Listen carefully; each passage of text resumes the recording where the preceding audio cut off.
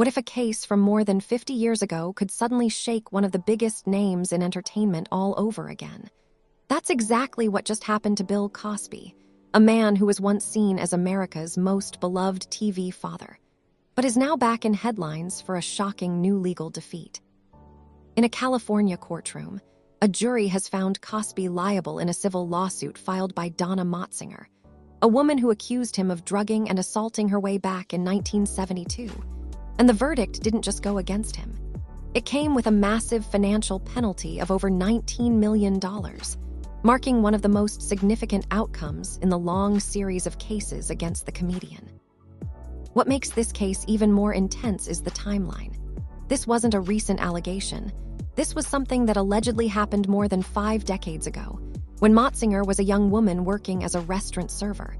And according to her testimony, she met Cosby, was invited to a show, and later given wine and pills that caused her to lose consciousness, waking up later with little memory of what happened, but believing she had been assaulted. For decades, this case never saw the inside of a courtroom, not because it lacked seriousness, but because of legal limitations, until California introduced a look-back law that temporarily allowed older sexual assault claims to be filed, opening the door for cases like this one to finally be heard. And when it finally did go to trial, the jury didn't just rule against Cosby. They awarded millions in damages, including compensation for emotional suffering and the possibility of additional punitive damages, signaling that they believed the claims carried significant weight.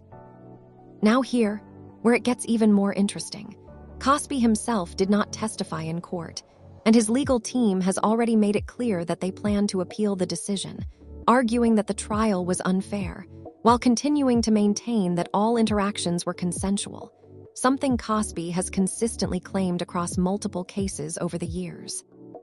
But this verdict is not happening in isolation. It's part of a much larger story, because over 60 women have accused Cosby of various forms of misconduct over the decades. And while his 2018 criminal conviction led to prison time, that conviction was later overturned in 2021 due to a legal technicality, allowing him to walk free again. That's why this civil case is so important. It represents another path to accountability, even when criminal cases don't stick, and it shows how the legal system is evolving to deal with older allegations that were once considered impossible to prosecute. For Motsinger, who is now in her 80s, this verdict represents what she describes as a decades-long pursuit of justice finally reaching some form of closure, even if it comes more than half a century later.